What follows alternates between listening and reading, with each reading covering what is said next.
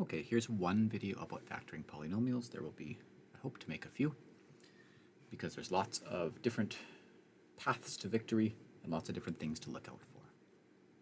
So when you're factoring polynomials, it is similar to factoring numbers. So if you factored the number 12, you could factor it into all of the different factors of 12, 1 times 12, 2 times 6, 3 times 4.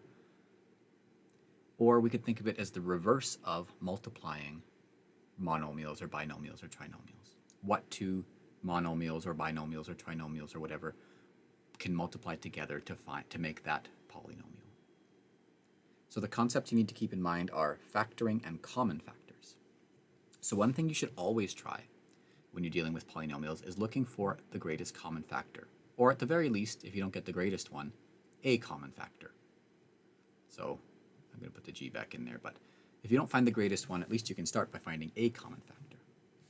So with 4x minus 2, you could say, okay, I could divide these both by 2. 4x by 2 and 2 by 2 works. And if I did that, pull the 2 out. 2 times what is 4x? Well, it's 2 times 2x is 4x. And 2 times what is negative 2? Well, that's negative 1. So this 2 times 2x minus 1 is the same as 4x minus 2. It's the opposite of doing the distributive property, just from the other direction. Same here for 2x cubed minus 4x squared. I could divide these both by 2, but not just by 2. If I tried by 2, I could get 2x cubed minus 2x squared. That would work. I would have factored it, but I could go further. So not just by 2, but you can see that these guys inside here still have a common factor. There's 3 x's in there and 2 x's in there. I could still divide both of these guys by an x squared. So if I do that, I can say 2x squared on the outside, and I've got 1x left over here. 2x squared times x is 2x cubed. And over here, I'm dividing by the x squared again, so I just get 2. So that's, I'm going to erase this middle step here. That's like saying I'm finding my common factor of, well, 2 and then later x squared. Okay, what about if I just noticed right away it was 2x squared? 2x cubed by 2x squared is x. 4x squared by 2x squared is 2, and it's a negative because that was a negative up there. And you can always check these by going back and redistributing them. So 2x squared times x is 2x cubed, checks out. And 2x squared times negative 2 is negative 4x squared, and that checks out too. You can always work backwards to make sure you did it right. Here, 20x squared minus 405 plus 5. I can divide these all by, well, it looks like I can divide them all by 5. So if I divide them all by 5, 5 times what is 20? 4. And there's an x squared in there. 405 divided by 5 is 81, and it's a negative 1, so it's a negative 81. And 5 by 5 is 1. And we can always check these. 5 times 4 is 20. Yep, 20x squared works. 5 times negative 81 is negative 405, and 5 times 1 is 5. And realistically, you won't have this where there's two constants in a row, because why wouldn't this have just been negative 400 if you combine these two? But if that was what you were presented with, or maybe this had an x in there and that had an x in there, then you'd still follow that step. You can sometimes find a common factor and sometimes not. If you can't, don't worry, there's still more work to be done. One technique is called grouping. So grouping means getting a pair or a triplet or even more of numbers and seeing what you can do with them past there. So like here, if I take these 4 terms, there is no rule about which, if I'm making this into 2 pairs, no rule to say that I have to do these 2 and those 2. I could pick my first term, my 3x squared term, and my 8 In this case, it wouldn't work. They got no common factors. But if I did 3x squared and 4x, I could say, okay, they have x as a common factor. And if I did my other one here, negative 6x and 8, okay, they at least have 2 as a common factor. You're going to have to play around a little bit to find the right pairing. In this case, what I'm looking for is the first pairing that I see, which is these two guys and these two guys. So with 3x squared minus 6x, now I can see a common factor. I can divide these both by 3 and x. So 3x squared divided by 3x is just x. Negative 6x by 3x is negative 2. And you can always check to make sure they FOIL back out to the right thing. And then here, negative 4x and 8, do this one maybe in green, negative 4x and 8, I can divide both of these by, it looks like 4, common factor there. So I have 4x, that's negative x, and 8. So I've got my first half and my second half. And then I could, from there, see if there's anywhere else to go. There really isn't for this one. That's okay. But that's not 8. It's a 2. Oh, there is somewhere else further to go. Oh, this is a good trick. I don't know if I should talk about it now. I should. So here, look at these two.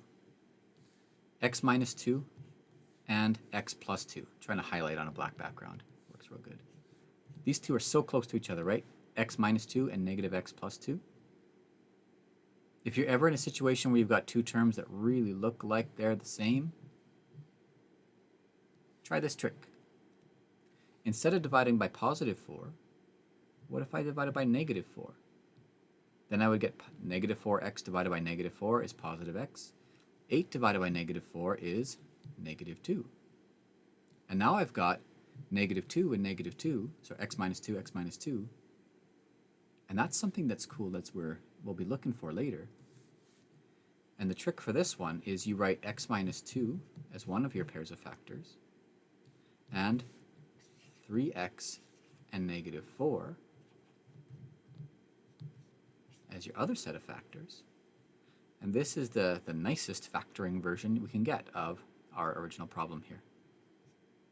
And you can check that this still comes back to here through either FOIL or through the grid method. So I'll just check this real quick. 3x minus 4 and x and negative 2. Do that grid. 3x times x is 3x squared. 3x times negative 2 is negative 6x. Negative 4 times x is negative 4x. And negative 4 times negative 2 is positive 8. So I have 3x squared minus 6x minus 4x plus 8. These two guys are like terms. So I get 3x squared, negative 6 and negative 4. Oh, that's how it was in the beginning. Cool. Well, so this checks out. But if I were to make it nicer, I guess I would say it's minus 10x and 8. So you can always check by going backwards to make sure you did factoring right. Two more examples here. This second one here, 3x times x minus 5, 2y, x minus 5, negative 10, x minus 5. There's something very important to notice here, which is that these three terms are all the same as each other. So that's the same thing as we were looking at up here when we got these guys that were the same as each other. So you do the same kind of trick. It's not really a trick, it's just what you do. And that is to write x minus 5 as one of your terms. So that's the one that was in common between all of these terms. And then another bracket containing just everything else, 3x, 2y, and negative 10.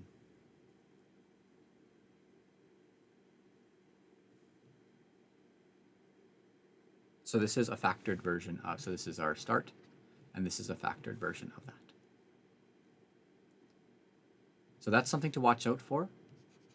These factors that are in common among more than one term, that's something that you will always want to keep your eye open for, because it will, well, quite frankly, be something that is built into the problems. In this last example here, where we're factoring by grouping, 4ax, 2xb, and 3zq and z, I'm going to pick these two and those two as my groups.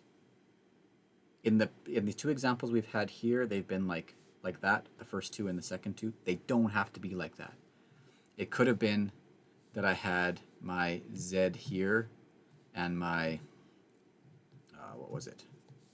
It was like a negative z and that was a positive 2ab or something. They could have been like that. And if that was the case, my grouping would be this one and this one. And my second group would be the other two. I'm grouping them based on, are there any common factors? So for the two that are circled in blue, I've got a 2 I can divide both by and an a I can divide both by. In my first term here, I'm left over with a 2 and an x. And my second term here, I'm left over with a b. And for the other guys, I've got my negative z and my 3zq. Looks like I've got z in common. And if I take z out of both, I've got a negative 1 and a, 3q. So nothing nicer we can do at the end of this one. Just finding the groups with at least something we can pull out of both. There'll be more little videos like this about factoring different types of examples, but here is one of them.